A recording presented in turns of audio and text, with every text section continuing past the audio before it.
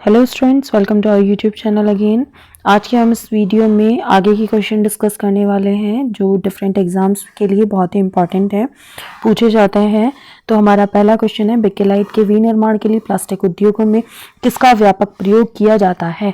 तो इसका आंसर हो जाएगा फिनॉल। बेकेलाइट को बनाने के लिए फिनॉल की आवश्यकता होती है। न चिपकने वाले खाने के बर्तन में कौन सा लेप चढ़ा होता है? तो टेफ्लॉन का लेप चढ़ा होता है। मानव शरीर में सबसे अधिक मात्रा में कौन सा तत्व पाया जाता है? तो सबसे अधिक मात्रा में ऑक्सीजन पाया जाता है। आसंजित श्लेष्माभ क्षारीय पदार्थों द्वारा आमाशय के भीतरी आवरण को ढक लेने से श्लेष्मिका पर पेप्सिन का प्रभाव नहीं पड़ता। श्लेष्मिका को म्यूकस कहा जाता है, तो म्यूकस पे पेप्सिन का इफेक्ट नहीं पड़ता।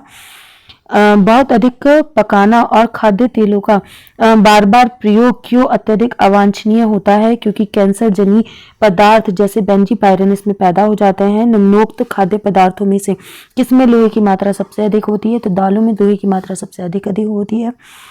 निम्नलिखित में से वह पदार्थ कौन सा है जो 14 वर्ष की आयु तक के बच्चे के विकास के लिए अत्यंत आवश्यक होता है?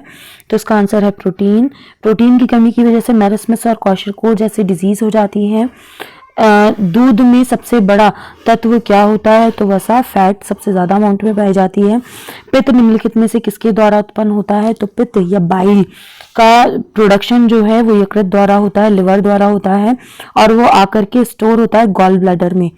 नेक्स्ट आता है विटामिन डी अनिवार्य है। तो विटामिन डी मजबूत और स्वस्थ अस्थियों बनाने के लिए अनिवार्य होता है। वह धातु कौन सी है जो विटामिन B12 की घटक है? क्वेश्चन बहुत ज्यादा पूछा जाता है, तो इसका आंसर कोबाल्ट है। साइनोकोबालामिन इसका केमिकल नेम होता है। इसमें कोबाल्ट नाम का जो मिनरल है वो पाया जाता है। निम्नलिखित में से विटामिन सी का सर्वोत्तम स्रोत? तो भाई विटामिन सी का स्रोत तो सबसे ज्यादा पूछा जाता है सिट्रस फल, खट्टे फल। निम्नलिखित में से हमारे शरीर में कौन सी बड़ी ग्रंथि होती है? तो सबसे बड़ी ग्रंथि है यकृत। सबसे छोटी पूछी जाए तो पिट्यूटरी, पीयूष ग्रंथि। निम्नलिखित में से किसका संश्लेषण यकृत द्वारा किया जाता है? तो विटामिन के का संश्लेषण यकृत द्वारा, लिवर द्वारा किया जाता है। संवेदन या पसीने आने की जो प्रक्रिया है निम्न में से किसके लिए महत्वपूर्ण या आवश्यक होती है? तो शरीर के तापमान को नियमित रखने के लिए, कंट्रोल करने के लिए बॉडी टेम्परेचर को। निम्नलिखित में से मानव शरीर का वह कौन सा अंग है जिसमें जल के संतुलन के लिए उत्तरदायी होता है? तो जल के संतुलन के लिए गुर्दे, किडनी उत्तरदायी होता है। जब रक्त में नाइट्रोजनी अपशिष्ट जमा हो जाते हैं तो निम्नलिखित में से कौन सा अंग काम नहीं कर रहा है? अगर नाइट्रोजनस मटेरियल ज्यादा जमा हो रहा है मतलब किडनी काम करना बंद कर रही है। औसत मानव मस्तिष्क का वजन होता है तो 1.36 किलो।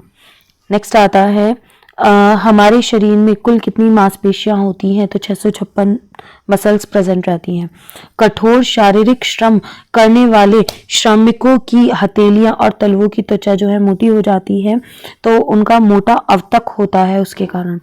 नेक्स्ट आता है निम्नलिखित में से वे रक्त कणिकाएं कौन सी हैं जो रोग का प्रतिरोध करने में सहायता करती हैं? तो लसिका जो सेल्स होती हैं, लिम्फ सेल्स कहा जाता है, लिम्फोसाइट्स भी कहते हैं। अच्छा, हार्ट की मरमर जो निम्नलिखित में से किस कारण होती है? हार्ट अटैक जो है वो किसके कारण पड़ता है? तो च्यवन वाल्व के द्वारा। अच्छा, वाणिज्यिक नाइट्रिक अम्ल रंगदार होता है, इसका कारण है रंगीय अपद्रव्य। नेक्स्ट आता है वर्णांध व्यक्ति निम्नलिखित में से किन रंगों में अंतर नहीं कर पाता? तो जो कलर ब्लाइंड पर्सन होते हैं वो रेड और ग्रीन कलर में अंतर नहीं कर पाते। ये थे हमारे आज के क्वेश्चन। इससे पहले के क्वेश्चन हम पहली वाली वीडियोस में डिस्कस कर चुके हैं, आप उन्हें भी देख सकते हैं। अगर आपको ये वीडियो पसंद आई हो तो हमारा चैनल सब्सक्राइब करें और इस वीडियो को ज़्यादा से ज़्यादा लाइक शेयर करें।